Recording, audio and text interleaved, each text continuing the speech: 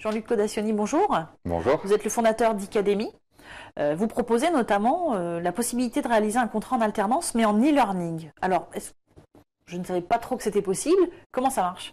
Alors comment ça marche? Ça marche en fait comme dans n'importe quel autre centre de formation qui propose un diplôme de type titre RNCP, Bac+3, donc un bachelor par exemple en marketing et communication, ou pourquoi pas un master en développement informatique.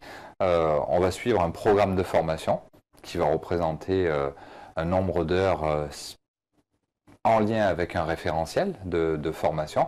Et au lieu que cette formation en fait se suive dans le cadre d'un centre de formation en face à face, elle va se faire à distance par le biais du e-learning.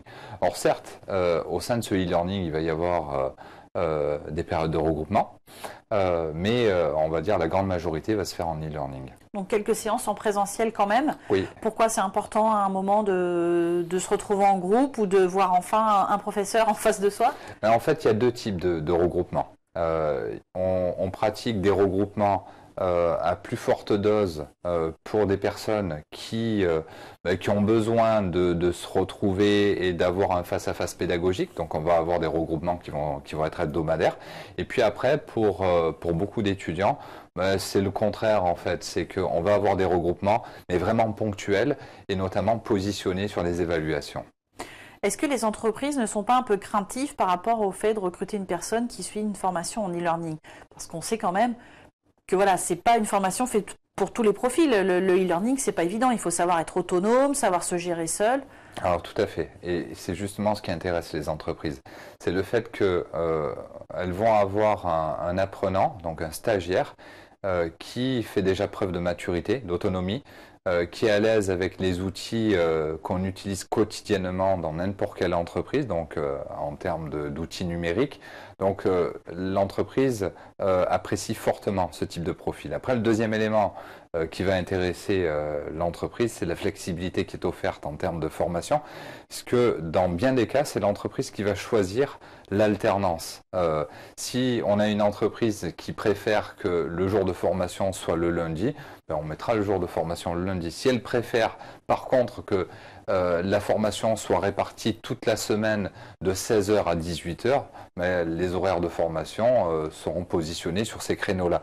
Donc il y a une flexibilité qui est offerte à l'entreprise qui elle-même détermine le cas de l'alternance, sauf sur bien entendu les examens.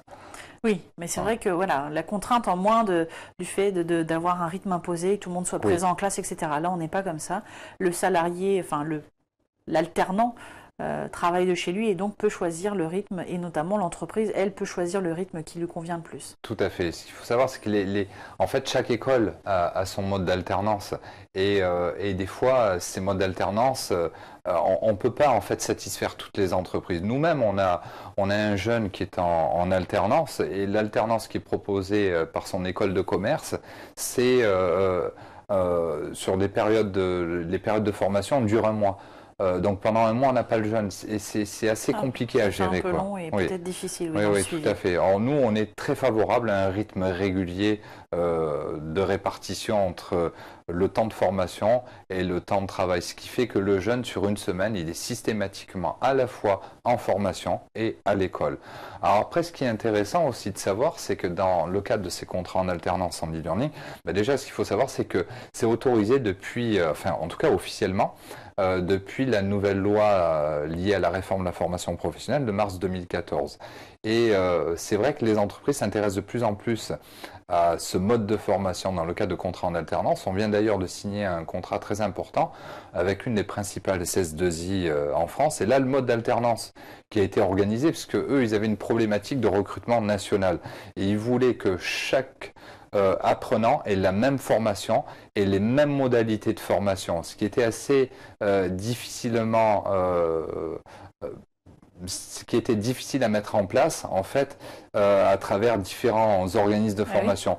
Donc en passant par ce biais-là, on va faire des regroupements, soit à distance, soit dans des villes bien définies, et le parcours de formation sera identique pour chacun des apprenants, avec y compris des interventions des tuteurs entreprises sur le parcours de formation. Merci pour ces explications. Merci à vous.